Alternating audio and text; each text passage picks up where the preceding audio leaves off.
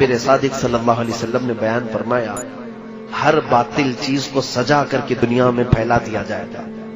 آج اس مشن پر سب سے زیادہ کام ہو رہا ہے۔ میں آپ کو اب یہ بات بتاؤں گا کہ مولانا آپ یہ دجال کے متعلق کہہ رہے ہیں کہ دجال کے آنے سے پہلے یہ ساری چیزیں ہوں گی، لیکن کون کر رہا ہے؟ میں یہ بھی بتا دوں، دجال کے آنے کا جتنا ہمیں خوف ہے، ہمیں ڈر ہے کہ نہیں ہے؟ حضور نے فرمایا کہ اس کے فتنے سے ڈرو، کہ وہ بہت بڑا فتنہ ہے، کتنوں کو بے ایمان کر دے گا، کافر بنا ڈالے گا۔ میں ابھی شروع میں یہ بات کہا نا، ہم پتہ نہیں ہمارے سامنے چھوٹی بڑی چیزیں اچھمبے والی ہوتی ہیں تو ہم دل دے بیٹھتے ہیں لوگوں کے پیچھے۔ دیکھتے نہیں کتنے ایسے ڈھکوسلے پیروں کے پیچھے پھر رہے ہیں۔ اچھے پیروں کی بات نہیں کر رہا ہوں، ہمارے علاقے میں بہت سارے ایسے ہیں ساؤتھ سائڈ میں جو ایک وقت کی نماز نہیں پڑھتے، عورتوں سے اپنے جسموں کی مالش کرواتے ہیں، ان کے ہزاروں مرید ہیں۔ ایک بابا ہے، اس کو دودھ سے لوگ نہلاتے ہیں، عورتیں نہلاتی ہیں، اس نے تو اپنے گھر کے سامنے کعبہ تک بنا ڈالا ہے، کعبہ تک بنا ڈالا ہے۔ کیوں ان کے پیچھے پبلک ہے؟ میں نے پوچھا کہ تم پاگل ہو، مسلمان ہو، سامنے وہ شرک کر رہا ہے، اس کے پیچھے پڑے ہو؟ کہا نہیں، تمہیں معلوم نہیں بابا کے چمتکار کیا کیا ہے۔ کہا کیا دکھاتا ہے یہ نظر بندی کرتا ہے، جادو کرتا ہے، لوگوں کے پیٹ میں سے سوئیاں نکالتا ہے، لوگوں کے پیٹ میں سے بلیڈ نکالتا ہے، اور کہتے ہیں ہم نے تو کبھی نہ سوئی کھائی نہ بلیڈ کھائی، لیکن بابا جب کہہ کر آتے ہیں تو سوئی بھی نکلتی ہے، بلیڈ بھی نکلتی ہے۔ کہا یہ تو نظر بندی ہے، شعبدہ بازی ہے، جادوگری ہے۔ اور اس کو دیکھ کر کے وہ لوگ اس کے فریفتہ ہو گئے بابا کے۔ اسی دن مجھے یہ بات یاد آئی، اس بابا نے تو خالی اتنا ہی دکھایا، جب دجال بارش برسا کے دکھا دے گا، سبزہ اگا کر کے دکھا دے گا، تب تو یہ قوم تو اس کو اللہ ہی کہنے لگ جائے گی، اس کو تو خدا مان بیٹھے گی۔ اسی لیے دجال پوری دنیا کا سب سے بڑا فتنہ ہے جو حضور نے فرمایا۔ اب اندازہ کیجیے آپ، رسول کریم صلی اللہ تعالی علیہ وسلم جس کے فتنے سے پناہ مانگتے ہو، وہ فتنہ کتنا بڑا ہوگا۔ نبی آخر الزمان صلی اللہ علیہ وسلم خود دعا کرتے تھے، اے اللہ مجھے دجال کے فتنے سے بچا۔ وہ کتنا بڑا فتنہ ہوگا۔ اس لیے ہم لوگوں کو ہلکے میں نہیں لینا ہے اس کو۔ اچھا، میں جو بات کہہ رہا تھا، ہم جتنا اس کے فتنے سے ڈرتے ہیں، دنیا میں ایک قوم ایسی ہے جو اس کا شدت سے انتظار کر رہے ہیں۔ دجال کو وہ بہت زیادہ چاہتے ہیں، بہت زیادہ محبت کرتے ہیں، اور اس کے آنے کے لیے جانے کیا کیا کر رہے ہیں۔ ہم ڈر رہے ہیں نا، ہم تو اس کے فتنے سے ڈرے۔ دنیا میں ایک قوم ہے جو دجال کے آنے کا انتظار کر رہی ہے، وہ یہودی قوم ہے، جیوز جو ہیں، یہودی اسرائیلی۔ میں اس کو کھل کر کے بول رہا ہوں۔ ایک بات مجھے معلوم ہے، میرے استاد مصر میں انہوں نے بتایا بھی تھا کہ یہودی اس وقت دنیا میں اتنے منصوبے بناتے ہیں، اور ان کے خلاف جو بولتا ہے اس کو یا تو مار ڈالتے ہیں، یا اس کے خلاف ایسی سازشیں رچتے ہیں کہ وہ بند ہو جائے، قید ہو جائے، یا تو پھر اسے خرید لیتے ہیں۔ یہ تو میں تقریباً 10 سال سے بول رہا ہوں۔ مجھے اس بات کا خوف نہیں ہے، جس وقت تک اللہ نے زبان رکھی ہے، میں امت محمدیہ کو حضور کی امانت سپرد کر کے رہوں گا۔ جب اللہ کو منظور ہو وہ میری زبان بند کرا دے، اور رب تبارک و تعالیٰ کے چاہے بغیر کچھ نہیں ہوتا۔ اس بات کو سن کر کے چلیں۔ اگر کسی کو سننے میں اور محفل میں بیٹھنے سے ڈر لگتا ہے کہ یہ کوئی ہاٹ ہارر ٹاپک ہے، تو خدا حافظ کہہ سکتے ہیں، اپنے بستر پہ جا بھی سکتے ہیں۔ میری طرف سے کوئی زور زبردستی نہیں ہے بیٹھنے کی، لیکن اگر کسی کو کچھ نالج لینا ہے تو بیٹھ سکتے ہیں۔ دجال کے متعلق سب سے زیادہ اگر کسی کو انتظار ہے تو یہودیوں کا، اسرائیل کو۔ اب ان کی کتابوں میں ان کے بڑے لوگوں نے لکھا ہے کہ دجال اس وقت تک نہیں آئے گا جب تک اسلام اور مسلمانوں کو رسول سے دور نہیں کر دیا جائے گا۔ سب سے اہم چیز ہے یہ۔ ان کو کیا چاہیے؟ دجال چاہیے۔ اور دجال کے آنے کے لیے دروازہ کیا ہے؟ پوری دنیا کے مسلمان اپنے نبی سے دور ہوں، کیونکہ دجال نے بھی اس حدیث میں نے بتایا نا، پوچھا نا تمیم داری سے کہ وہ آخری نبی آ گئے، تو انہوں نے کہا آ گئے۔ اس نے پوچھا کیا ان کی امت ان کی اطاعت کر رہی ہے؟ تو انہوں نے کہا اطاعت کر رہی ہے. تو دجال نے کیا کہا؟ ابھی میرے آنے کا وقت نہیں. اب ان کو دجال چاہیے. کیوں؟ یہ کہتے ہیں ہمارا وہ مسیحا ہے. دجال کے آنے کے لیے روزانہ صبح اور شام میں دعائیں ہوتی ہیں اسرائیل میں. روزانہ دعائیں ہوتی ہیں.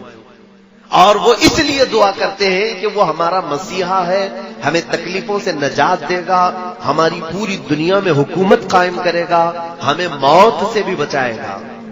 ایک بات یہ بھی یاد رکھ لیں کہ دنیا میں سب سے زیادہ موت سے ڈرنے والی قوم یہودی ہے. وہ مرنا نہیں چاہتے کوئی بھی, وہ موت سے بہت ڈرتے ہیں. اسی لیے ان کا آپس میں جو ایک دوسرے کو سلام بھی جو کرتے ہیں نا, ہم السلام علیکم کہتے ہیں, ان کا سلام ہے ذی 1000 سال. فارسی میں یہ ہے ذی 1000 سال. تفسیر میں لکھا ہوا ہے یہودی آپس میں ایک دوسرے کو سلام بھی کرتے ہیں تو یوں کہتے ہیں جیو 1000 سال, جیو 1000 سال. قرآن میں پہلے پارے میں اللہ نے فرمایا ہے لو یعمر 1000 سنۃ وما هو بمزحزحہ, یعنی اگر ان کو 1000 سال کی عمر بھی دے دی جائے تب بھی وہ مرنا پسند نہیں کرتے. اور اللہ تعالیٰ نے ان کے رد میں جتنی آیتیں نازل فرمائی, یہ کہتے ہیں ہم اللہ کے بیٹے ہیں, ہم اللہ کے محبوب ہیں. پوری دنیا کیچڑ سے بنائی گئی ہے اور ہم کو جنت کی مٹی سے بنایا گیا ہے. پوری دنیا کو جانوروں کے پخانے سے زیادہ گندی چیز سے بنایا گیا ہے, اور ہم شعب اللہ المختار ہیں, اللہ کی پسندیدہ قوم ہے. کون کہتا ہے؟ یہود, جیوز. یہ ایک مٹھی بھر قوم ہے.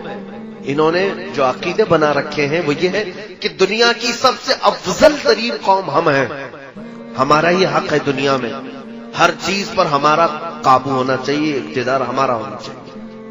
یہ قوم ایسی ہے, یہ پوری دنیا میں کہتے تھے وقالت الیہود نحن ابناء اللہ واحباؤہ. قرآن میں اللہ نے فرمایا, یہ کہتے ہیں ہم اللہ کے بیٹے ہیں, ہم اللہ کے محبوب لوگ ہیں, سب سے زیادہ پیارے ہیں. تو اللہ نے ان کے رد میں آیت نازل فرمائی, جانتے ہیں اے محبوب ان کو کہہ دو جو محبوب ہوتا ہے وہ محب سے ملنا چاہتا ہے کہ نہیں چاہتا ہے؟ ملنا چاہتا ہے کہ نہیں؟ یہ کہہ رہے ہم اللہ کے محبوب ہیں, تو ان سے کہہ دے ذرا موت کی تمنا کریں تاکہ تمہارے محبوب سے مل لو. اور اللہ فرماتا وَلَن يَتَمَنَّوْهُ أَبَدًا, ہرگز یہ تمنا بھی نہیں کریں گے مرنے کی. جھوٹ بولتے ہیں. اللہ کے تم محبوب ہو تو پھر مرنے کی تمنا کیوں نہیں کرتے؟ جو محبوب ہوتا ہے وہ چاہتا ہے کب میں دنیا سے جاؤں, میرے مولا سے ملاقات کروں. تو یہاں پر یہ قوم ایسی ہے جو مرنا نہیں چاہتی. جو امپورٹنٹ بات ہے وہ میں آپ کو بتا دوں, بہت زیادہ مسئلہ پھیلانے سے کوئی مطلب نہیں ہوگا. کل خلاصہ ملا کر کے میں آپ کو بتا دوں کہ دنیا میں اتنا اتھل پتل یہ کیوں مچائیں. سب کو اب تقریباً نوجوانوں کو معلوم ہو چکا ہے الومیناتی کیا ہے, فری میسن کیا ہے, اور پھر یہ جتنی ان کی تنظیمیں ہیں, خفیہ تنظیمیں, یہ کیا ہیں. سیکریٹ اب تو کچھ نہیں رہ گیا, یہ سب پورا ظاہر ہو گیا. 1 آئی, یہ ایک آنکھ کی علامت کیا ہے, ٹرائنگل کیا ہے, 66 کیا ہے, یہ سب یہودیوں نے بنائی ہوئی علامتیں. میں بہت سرسری انداز میں جا رہا ہوں کیونکہ پڑھا لکھا طبقہ بیٹھا ہوا ہے, اور اگر نہیں معلوم ہے تو میرے ان اشاروں پر آپ انٹرنیٹ میں سرچ کرو اور معلوم کرو کہ یہ چیزیں کیا ہیں.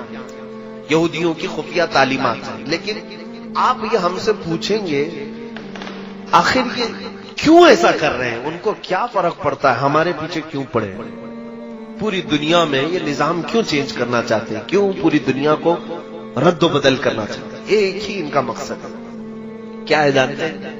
یہ مرنا نہیں چاہتے, موت ان کو پسند نہیں ہے, اور یہ ہمیشہ جینا چاہتے ہیں. دنیا کی ہر چیز پر کنٹرول کر لیا لیکن موت پر کنٹرول نہیں ہو پا رہا. اب موت کس کے ہاتھ میں ہے؟ کس کے ہاتھ میں؟ اللہ رب العزت. ان کو بھی معلوم ہے, ان کو بھی معلوم ہے موت اللہ کی طرف سے آ رہی ہے. تو کیوں نہ ہم ڈائریکٹ اس اللہ کو ہی ختم کر دیں, معاذ اللہ رب العالمین. یہ پلاننگ ہے, اور یہ میں کہہ نہیں رہا ہوں, آلریڈی یہ پہلے ہو چکا ہے. ایک ڈاکٹر ہیں, میں نام ذکر نہیں کر رہا ہوں, وہ عیسائیوں کے ایک بڑے ماہر محقق ہیں. انہوں نے بھی اس چیز کی تحقیق میں لکھا ہے کہ پہلے کے دور میں نمرود کی جب حکومت تھی تب بھی یہ یہودی تھے. تو ان لوگوں نے کیا کیا تھا, نمرود جو بادشاہ ہے اس نے ایک بہت بڑا محل بنایا تھا. نمرود بھی بہت لمبی عمر تک جیا، بہت بڑی طاقت تھی، وہ خدا کہلاتا تھا اپنے آپ کو، لوگوں سے سجدے کرواتا تھا، لیکن اب اس کو بھی ایک ہی ٹینشن تھا، کیا؟ موت کا، مر جاؤں تو سارا خدا ختم، سڑ گیا۔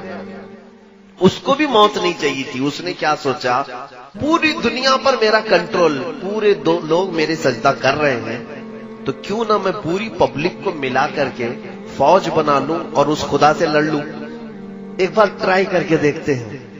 اس خدا کو مار کے گرا دیں گے تو پھر اب موت حیات سب ہمارے ہاتھ میں آ جائے گی۔ یہ پلاننگ اس وقت اس نے کیا تھا۔ یہ ہماری کتابوں میں نہیں ہے، لیکن پرانی دوسری مقدسات میں موجود ہے۔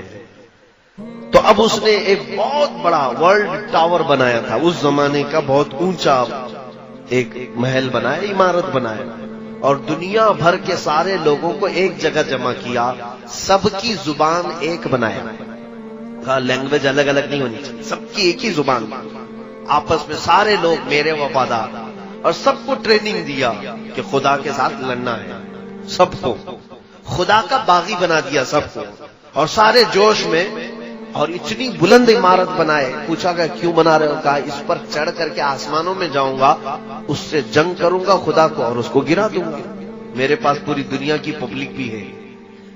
نشے میں چور آدمی کہاں تک سوچتا ہے؟ سیاست بہت گندی چیز ہو جاتی ہے کبھی کبھار، آدمی خدا بننے کی کوشش کر ڈالتا ہے اور خدا کو مارنے کی کوشش کرتا ہے، معاذ اللہ رب العالمین۔ تو اس نے یہ پلان بنایا، اور یہ غالباً انجیل میں ہے، بہت پہلے میں نے پڑھا تھا۔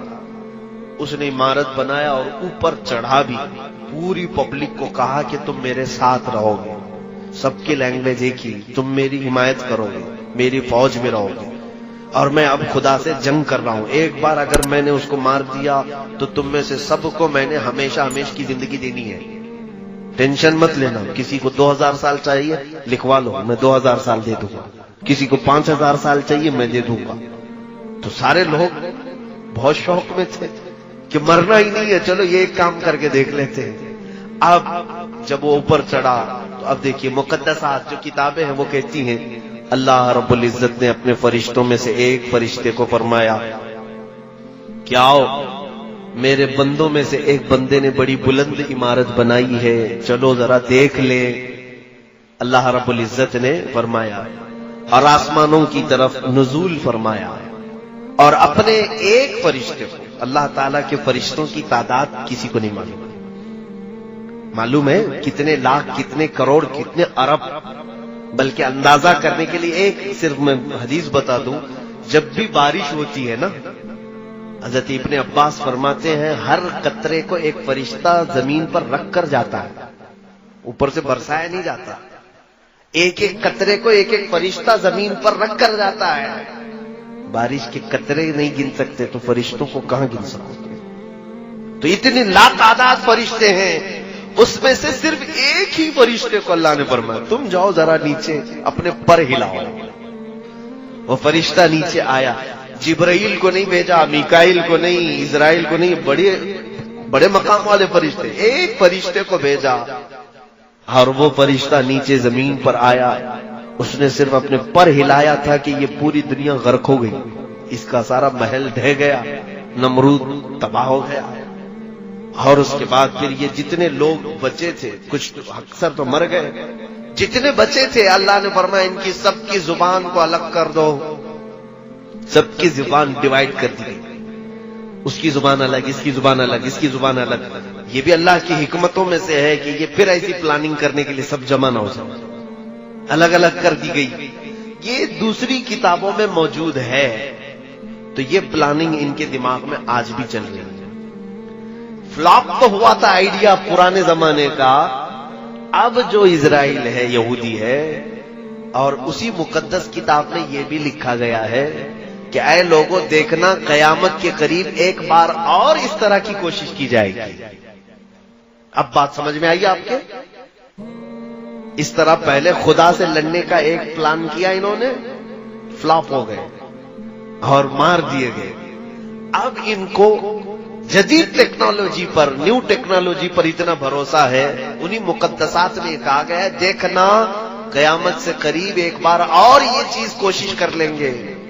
اب مجھے یہی لگتا ہے، یہ حدیثوں میں تو ہے نہیں کہ یہ لوگ خدا سے لڑنے کے لیے کوشش کریں گے، لیکن ان کی کتابوں میں لکھا ہوا ہے یہودیوں کی. اب مجھے یہی سمجھ میں آتا ہے اسی پلاننگ کے تحت یہ اسی انداز سے چل رہے ہیں.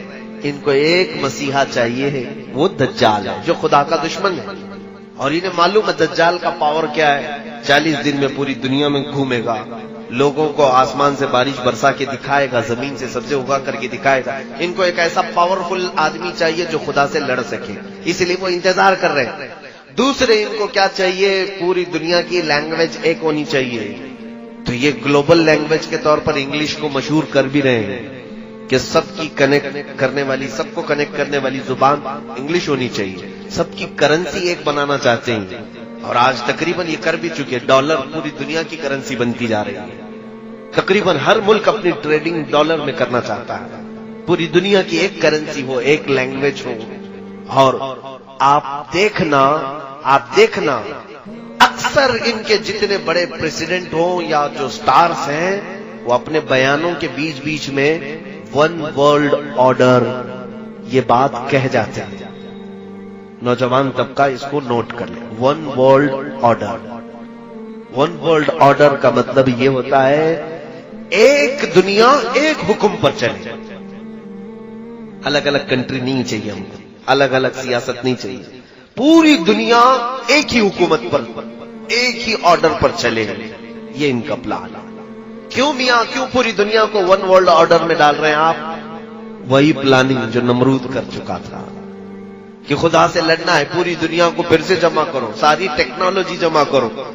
اسی لیے یہ اسپیس میں بھی بھیج رہے ہیں کہ جا کے دیکھ کر کیا ہے، سب تصویریں لے کے آئے کہاں خدا بیٹھتا ہے. معاذ اللہ رب العالمین.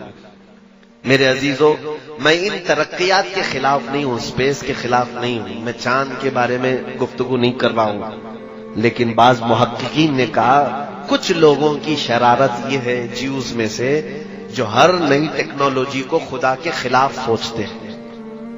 یہودیوں میں بھی، آج میں پورے یہودیوں کی بات نہیں کر رہا، بہت سارے یہودی وہ ہیں جو ان شرارتوں کو بالکل پسند نہیں کرتے. وہ تورات انجیل پر یقین رکھتے ہیں، ایمان رکھتے ہیں. عیسائیوں میں بھی سارے نہیں ہیں، وہ بھی اپنی مقدسات پر ایمان رکھتے ہیں.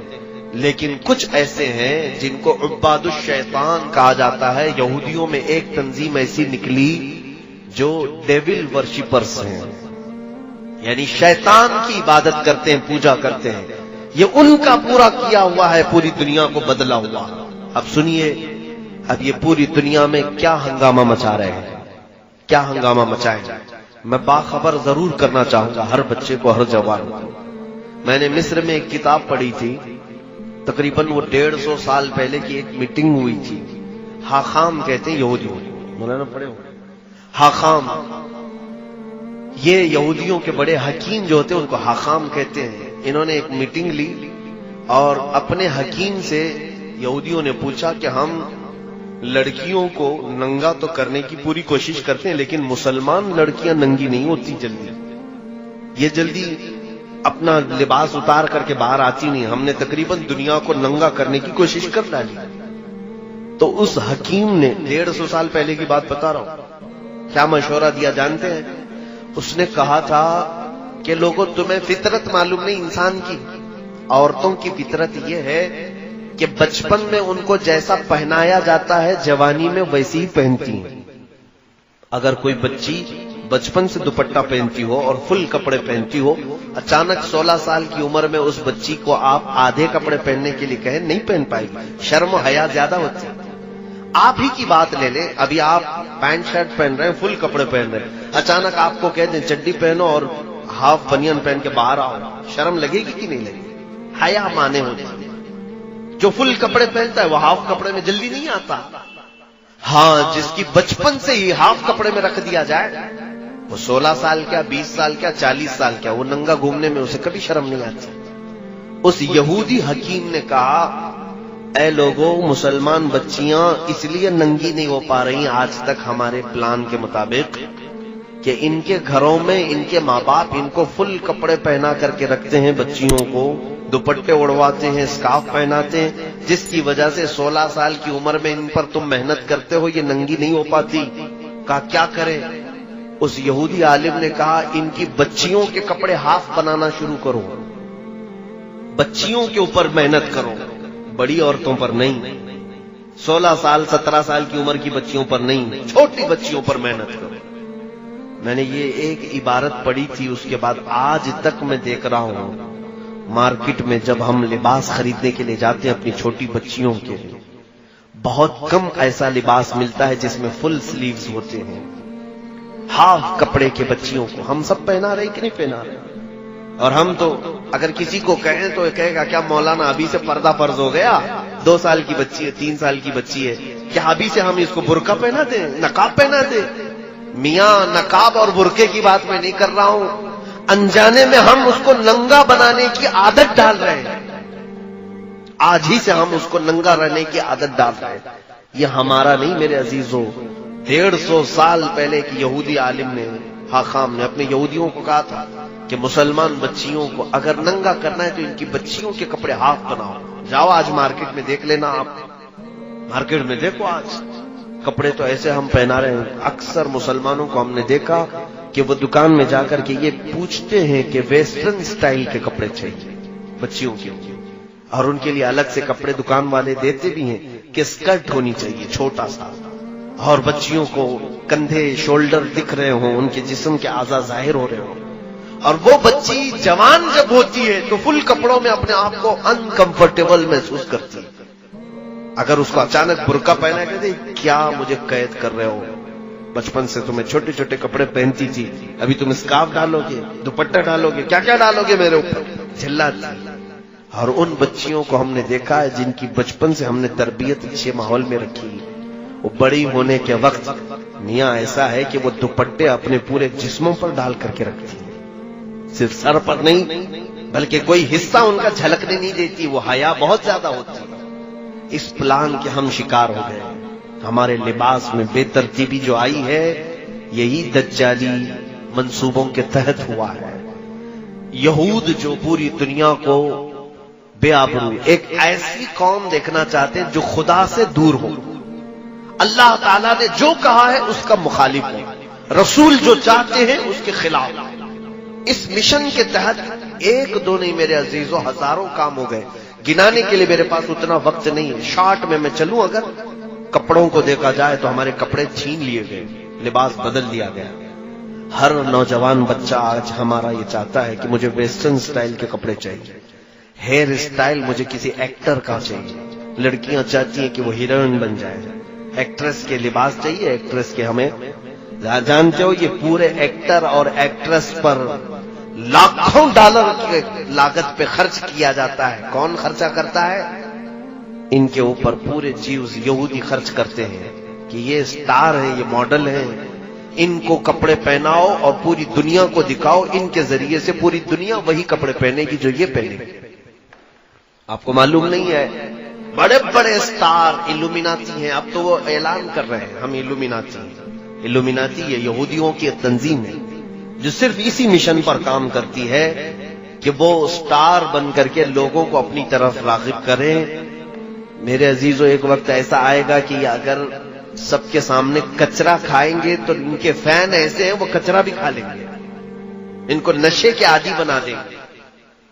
ان پر بڑی لاگت کا خرچہ ہوتا ہے سٹارز پر کہ پوری دنیا کے ماحول کو یہ چینج کرنے والے. یو کے، یو ایس اے، یہاں پر سب ایکٹر اور ایکٹریس نہیں، وہاں پر سنگرز جو ہے ان کی بڑی ویلیو ہے. کوئی بڑا سنگر ہو اس پر لاکھوں خرچہ کیا جاتا ہے. فٹ بال پلیئرز جتنے ہیں ان کے اوپر بہت ڈالر کے خرچ ہوتے ہیں کیونکہ ان کے لاکھوں کی تعداد میں فینس ہوتے ہیں. ان کو دیکھنے والی ایک بڑی دنیا ہوتی ہے. آپ دیکھیں کسی بھی ایکٹر کی آپ ہسٹری نکال کر کے دیکھیں، اس کے فالوورز کتنے ملینز میں ہیں، کسی کے بلین میں ہیں. ایک وہ عمل کرے گا تو پورے ملین لوگ اس کے فالوورز عمل کرنے لگ جائیں گے. یہودیوں نے بہت آسانی سے اپنے معاملات دوسروں تک پہنچانے کے لیے پوری دنیا کے کریم طبقے کو چوائس کیا ہے. یہ تھے لباس کی بات. اور جب انہوں نے یہ پڑھا ہے حدیثوں میں، ایک بات یاد رکھیں کہ ہم سے زیادہ حدیثیں وہ پڑھتے ہیں. یہ قرآن کے حافظ ہوتے ہیں، محدث بھی ہوتے ہیں، مفسر بھی ہوتے ہیں۔ آج مصر میں کتنے تو ایسے ہیں جن کو مستشرق کہا جاتا ہے، یعنی اورینٹلائز۔ یہ لوگ یہودی ہیں اور اسلامی تعلیمات کے ماہر ہوتے ہیں، یونیورسٹی میں پڑھا رہے ہیں۔ کائرو یونیورسٹی میں میری خود ملاقات تھی ایک ڈاکٹر جو اسلامی شریعت کی کتابیں پڑھاتا ہے، یہودی عالم، یہ ہم سے زیادہ پڑھتے ہیں۔ جب انہوں نے یہ پڑھا کہ مسلمان سب سے زیادہ ان کا لگاؤ اللہ اس کے رسول سے ہے، کم ہونے کے لیے مین چیز کیا ہے تو رزق ہے۔ ہمارا سارا معاملہ رزق پر چلتا ہے۔ اگر رزق اچھا ہے تو دعائیں بھی پہنچتی ہیں، عبادتیں بھی پہنچتی ہیں، اور رزق خراب ہو گیا تو سارا ہمارا کنیکشن کٹ گیا، ختم ہو گیا۔ ہماری دعائیں اجابت سے نہیں ٹکراتی، ہماری عبادتیں قبول نہیں ہوتی۔ تو رزق پر ایسا عمل کیا گیا ہے، ایسا کہ پوری دنیا میں آج دیکھیں چند سالوں کے بعد حلال کھانا ہمارے لیے مشکل ہو جائے گا۔ حلال کھانا مشکل ہے، بہت کم ایسے لوگ ہیں جو بچ پائے ہیں حرام سے، ورنہ تو پورا ایک طبقہ، عرب والے تو پورے کے پورے مبتلا ہیں۔ ان کے گھر گھر پر KFC اور میکڈونلڈ، سب ہوئے، نہ جانے کتنی ایسی فوڈ کی کمپنیاں پہنچی ہوئی۔ کئی ایسی کمپنیاں ہیں جو پورک بناتی ہیں، کئی ایسی کمپنیاں ہیں جو علل اعلان بیچتی ہیں کہ ہمارے ہاں خنزیر کا گوشت بکتا ہے۔ خود ممبئی میں ایک مسلمان پیزا کا ایک ہوٹل چلاتا ہے، مسلمان ہے، اس کے پاس دونوں سیکشن ہیں، پیزا نان ویج اور ویج کا۔ نان ویج کے پیزے میں اس نے خنزیر کا گوشت ملا کر کے بیچتا ہے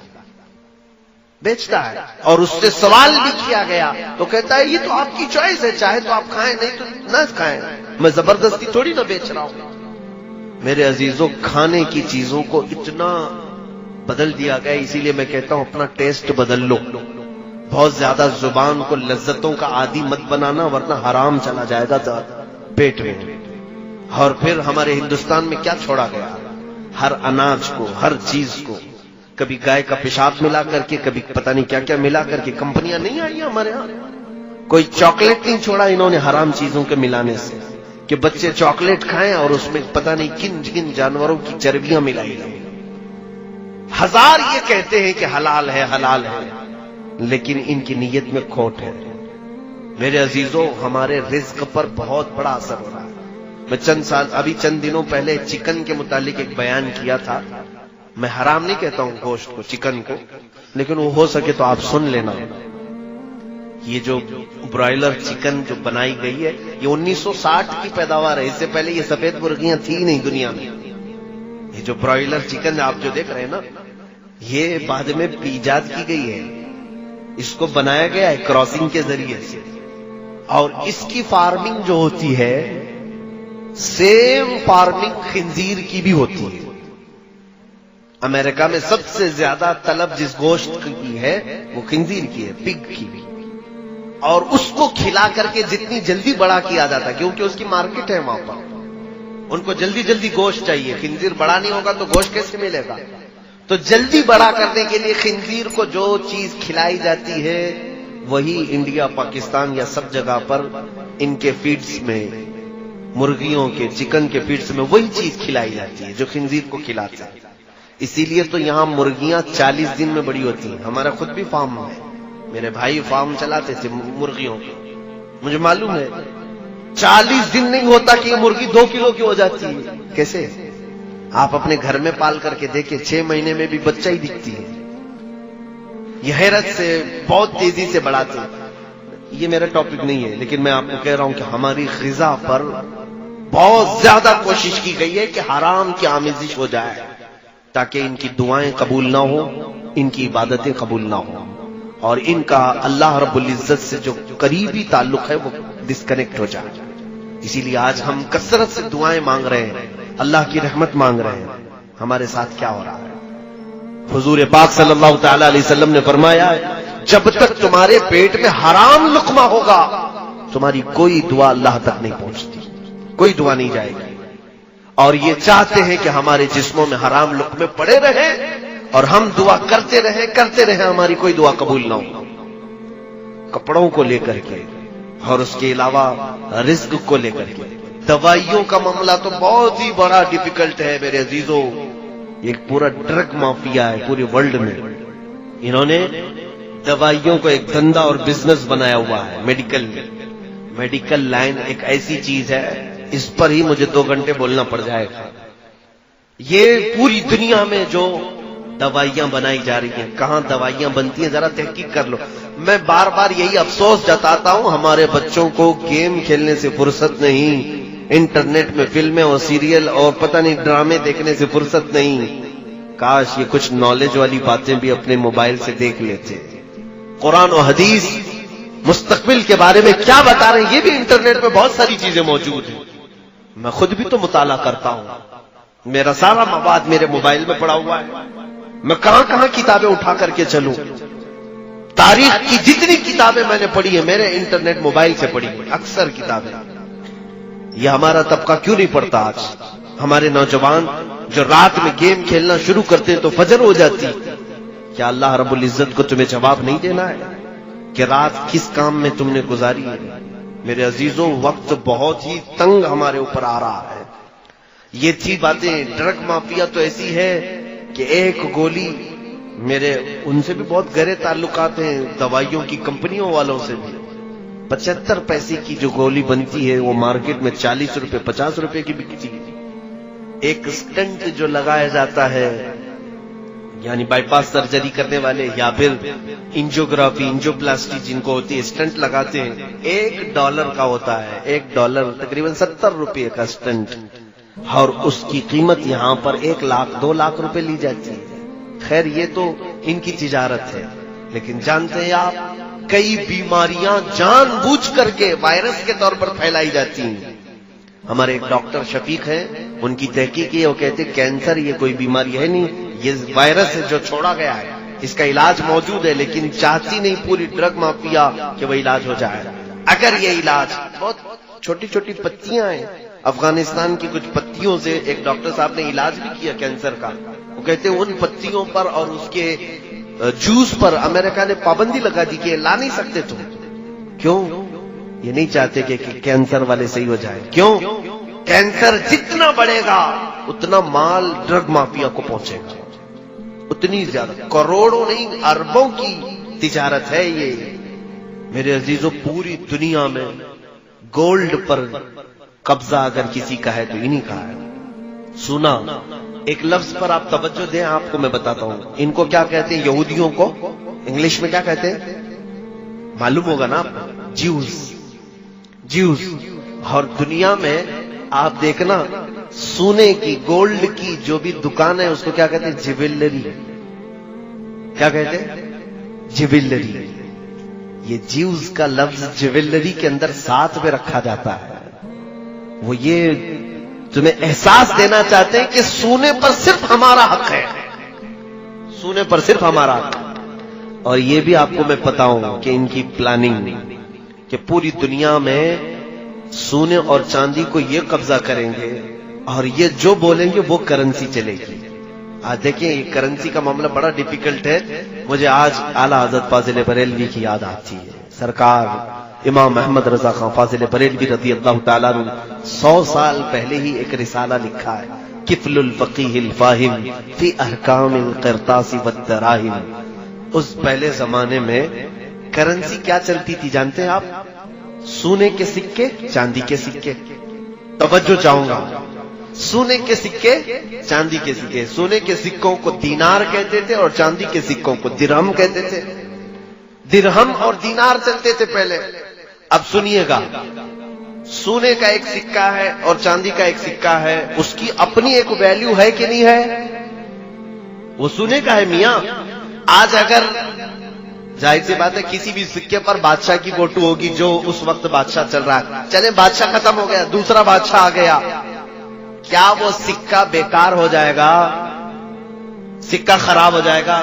نہیں, صرف فوٹو بدلنا ہے. جاؤ میلٹ کرو, سنار کو دو, وہ میلٹ کر کے دوسرا سکہ بنا دے گا, لیکن اس کی ویلیو ہے کہ نہیں؟ چلے حکومت ختم ہو گئی, جو سکے چل رہے تھے چاندی اور سونے کے, لے جاؤ سب بیچو. ارے آپ کو تو کلو کے وزن پر قیمت ملے گی. سونے اور چاندی کی ویلیو ہے کہ نہیں؟ یہ یہودیوں نے پوری دنیا سے سونے اور چاندی کے سکوں کو ہٹا دیا اور اس کی جگہ پر کاغذ کے ٹکڑے لائے. کاغذ کے ٹکڑے، پہلے نوٹ تھی نہیں پوری دنیا میں کہیں پر. یہ کاغذ کے ٹکڑوں کو لائے اور اس پر لکھ دیا 1000، تو اب ہم سمجھ رہے ہیں 1000. اس پر لکھ دیا 2000، ہم سمجھ رہے ہیں 2000، جبکہ وہ کاغذ بھی اتنا ہی ہے جتنا نیوز پیپر والا کاغذ ہے. کوئی فرق نہیں ہے پیپر میں. ہاں تھوڑا اچھا کاغذ استعمال کرتے ہوں گے، پرنٹ نکال سکتے ہیں آپ، لیکن وہ کاغذ اس کی ویلیو ہے اپنی. وہ تو ابھی ابھی ہمارے سب کو سمجھ میں آ چکی ہوگی. 2 سال پہلے صاحب نے اعلان کیا تھا رات میں کہ آج سے 9 بجے کے بعد 1000 اور 500 کے نوٹ کی ویلیو ختم. تو دوسرے دن وہ کیا ہو گئے؟ آج اگر آپ کے جیب میں 1000 روپے کی پرانی نوٹ ہو تو آپ کو مجرم سمجھ کے پکڑ کے لے جائیں گے. عزیزو، یہ کرنسی ایسی ہے کہ اس کی اپنی ویلیو نہیں ہے. اگر کسی کے پاس اس زمانے کے، چلیے میں کہتا ہوں 1000 کے نوٹ جمع ہیں، بہت سارے ہیں، بھول گئے تھے آپ چینج کرانا، انہوں نے تو ٹائم بھی دیا تھا 2 مہینے کا، چینج کرا لو، بھول گئے تھے، ابھی اب کہیں تھیلی سے نکلا. آج کے زمانے میں کہاں لے کے جاؤ گے آپ؟ 1000 کے نوٹ ہیں، کہاں لے کے جاؤ گے؟ RBI بھی نہیں لے رہی ابھی. کسی بینک میں جاؤ گے، میرے 1000 کے پرانے نوٹ بدل کے اب 2000 میں دے دو، کہا وہ دروازہ بند ہو گیا. کہا کیا کرے؟ تو بینک کہے کہ جاؤ کسی بنیا کو دے دو، پوڑیا بنائے گا، شکر ڈال کے بیچے گا. اس کے علاوہ تو ان نوٹوں کا کچھ کام نہیں. یا تو آپ کلو کے حساب میں بیچ کے چلے جاؤ. لیکن سونے اور چاندی کی کرنسی کے ساتھ ایسا ہو سکتا ہے؟ اسی لیے سونے اور چاندی کی کرنسی کو پوری دنیا سے ہٹا دیا گیا. یہ چاہتے ہیں کہ کرنسی صرف اور صرف نوٹ کی چلے. اب اور آگے سنیے، اب آگے کا پلان یہ ہے کہ کرنسی یہ بھی ہٹا لی جائے گی، کیش لیس کر دیا جائے گا آپ کو، اور آپ کے ہاتھوں میں اب نوٹ بھی نہیں ہوں گے. دیکھیں آپ ڈیجیٹل انڈیا کا نعرہ لگتا ہے کہ نہیں لگتا؟ آپ کے پاس پے ٹی ایم ہو، ATM ہو، موبائل سے آن لائن آپ پے کر دیجیے. آن لائن سسٹم چل رہا ہے کہ نہیں؟ اب کوئی بھی پیسے بہت زیادہ لاکھوں کے جیب میں لے کے نہیں گھومتا، بلکہ اب آن لائن ٹرانزیکشن زیادہ ہے، تو کوئی موبائل سے کر دیا یا پھر ATM سے کر دیا. اس سے بھی آگے کی بات سنیے آپ، اس سے بھی آگے کی بات. یہاں کوئی بٹ کوئن والے لوگ ہیں کیا؟ بٹ کوئن اگر ہیں تو توبہ کر لیں، اس سے باز آ جائیں. بٹ کوئن ایک کرنسی ہے جس کو آج تک کسی نے نہیں دیکھا، لیکن اس وقت بہت زیادہ وہ خریدی جا رہی ہے. بٹ کوئن یہ مافیا چلا رہے ہیں اس کو، کچھ مجرمین ایک کرنسی چلا رہے ہیں پورے ورلڈ میں. اللیگل ہے یہ، لیکن اس کی قیمت جانتے ہیں؟ ایک بٹ کوئن 12 لاکھ 13 لاکھ کی بکتی ہے آج، اور بیوقوف لوگ خرید بھی رہے ہیں. آج خریدا آپ نے 12 لاکھ، کل بیچو تو شاید 13 لاکھ میں بک جائے. تو سوچتے راتوں رات ہم لاکھوں کما رہے ہیں لوگ آن لائن، لیکن وہ ہاتھ میں نہیں ہوگی آپ کے. وہ کرنسی آپ کیسی دکھتی ہے وہ معلوم نہیں، لیکن آن لائن ہے. یہ ان کے منصوبے سنیے. ایک حدیث کی طرف آ کر میں اپنی گفتگو کو سمیٹتا ہوں، ختم کرنا ہے، آخری بات ہے. میں یہ گفتگو رات بھر چلے تو بھی ختم نہیں ہوگی جو ٹاپک انہوں نے دیا ہے. بس میں آپ کو صرف ایک چسکی دے کر کے جا رہا ہوں، بس کہ آپ ایک گھونٹ پی لیں، انشاءاللہ بعد میں پانی پھر سے پلایا جائے گا. آگے کا پلان یہ ہے کہ کیش لیس کر دو، اور ATM پے ٹی ایم کچھ کارڈ بھی نہیں، بلکہ کرپٹو کرنسی ایک آئی. کرپٹو کرنسی کیا ہے؟ ایک چھوٹی سی میموری کارڈ کی طرح سا ایک چپ، جیسے موبائل میں ڈالتے ہیں آپ، اس میں سارا ڈاٹا آتا ہے کہ نہیں آتا؟ چھوٹی سی چپ آپ کو ان بلٹ کر دی جائے گی ہاتھ میں، اور یہ آلریڈی آسٹریلیا میں چل رہا ہے. ہاتھ میں انجیکٹ کر کے ایک چھوٹی سی میموری کارڈ اس کو ڈال دیا جائے گا. اس کے اندر آپ اپنے بینک کھاتے پورے اس کے اندر رکھو، آپ کے گھر کے پیپر، جائیداد کے پیپر، جتنا ڈاکیومنٹس ہے وہ سب اس کے اندر رہے گا. ظاہر سی بات ہے پیپر گم ہو جائے تو بھی کچھ فرق نہیں، آپ پیپر جلا دو، نوٹ ختم کر دو، سارا آپ کا کہاں ہے؟ آپ کے ہاتھ میں. آپ کو تو اچھا لگے گا نا. اب کارڈ لے کر کے چلنے کی بھی ٹینشن نہیں، پیسے لے کے چلنے کی بھی ٹینشن نہیں، میرے ہاتھ میں چپ ہے، اور چوری ہونے کا بھی ڈر نہیں، کوئی چوری بھی نہیں کر پائے گا. کیا کرے گا؟ تو سب کو یہ آسان لگ رہا ہے، اور لوگ قطار میں لگ کر کے ان بلٹ کروا رہے ہیں کرپٹو کرنسی کو. لیکن اس کا دوسرا پارٹ کیا ہے جانتے ہیں آپ؟ اچھا، اس کو آپ کیسے دیکھیں گے کہ میرے اکاؤنٹ میں کتنے ہیں؟ آپ اپنے انگوٹے کا اپنا تھم کہیں پریس کریں، تھم پریس کریں گے آپ تو آپ کا پورا جتنا اکاؤنٹ ہے وہ ڈیجیٹل میں دکھائی دے گا کہ آپ کے پاس اتنے لاکھ روپے ہیں، اتنے ہزار روپے ہیں، آپ کے جائیداد کے پیپر یہ ہیں، سب آپ دکھا سکتے ہیں کسی بھی جگہ۔ وہ ہوگا کچھ پلان، میں نے تو اب تک دیکھا نہیں لیکن سنا ہے یہ چل رہا ہے۔ اب اس کے بعد کیا ہوگا؟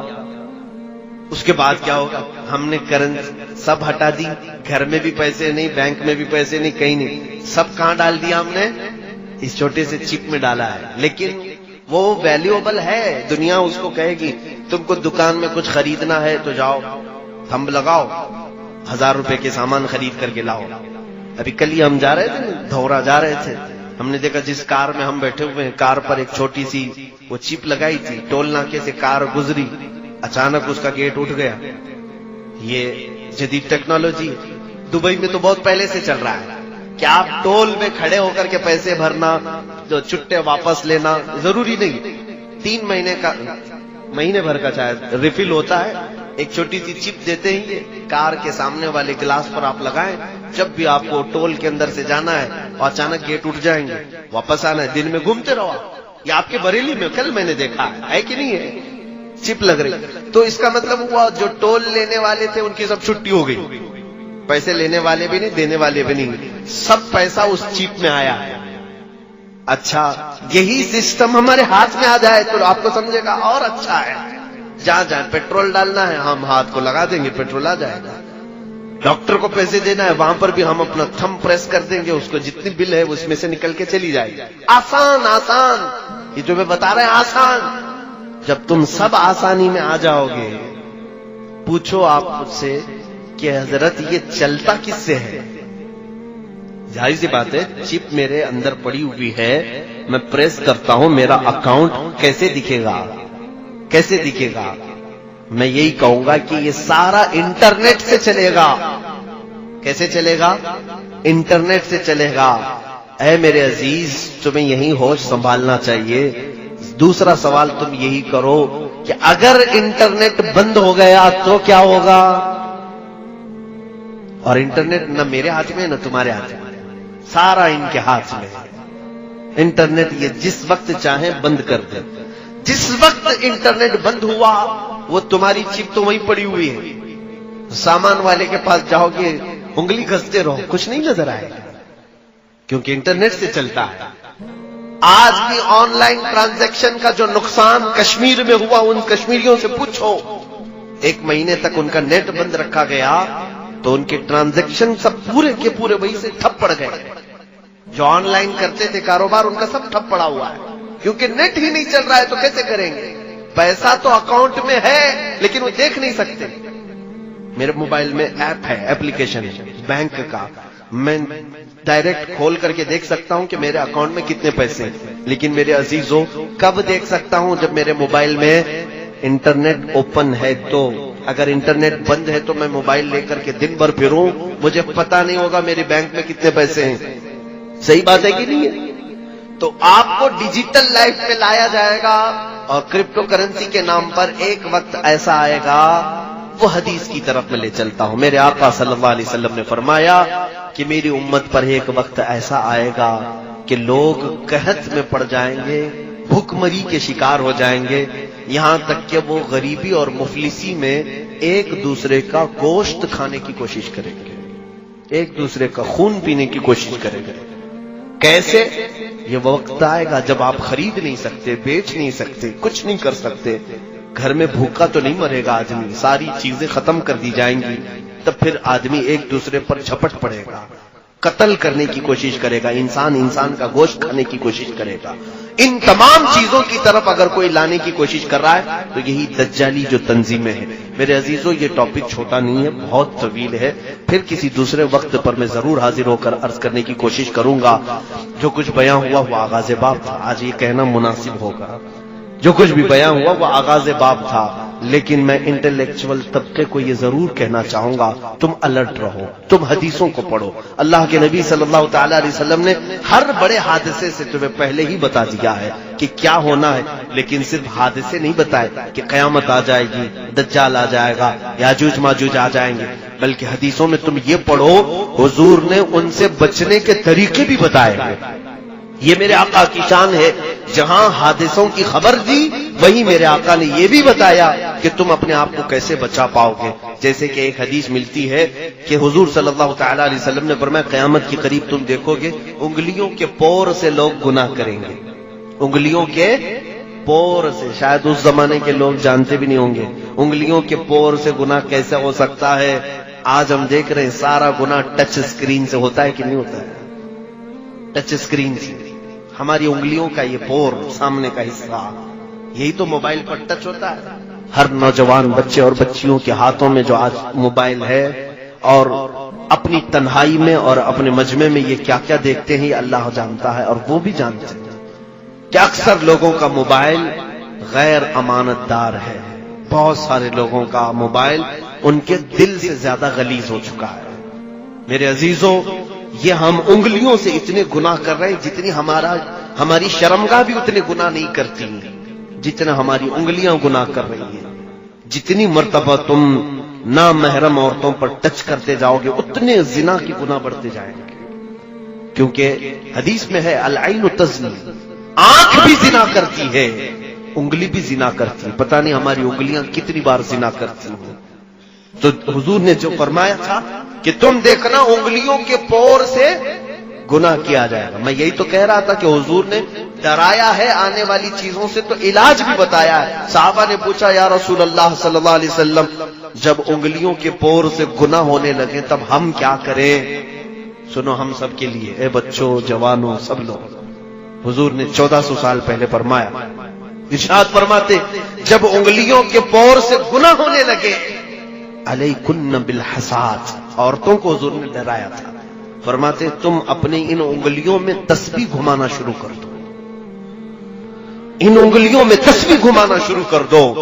جب تمہاری انگلیاں تسبیح کی عاشق بن جائیں گی تو تمہاری ان انگلیوں کو اللہ تعالیٰ گناہ سے بچا لے گا۔ وآخر دعوانا الحمدللہ رب العالمین۔ السلام علیکم۔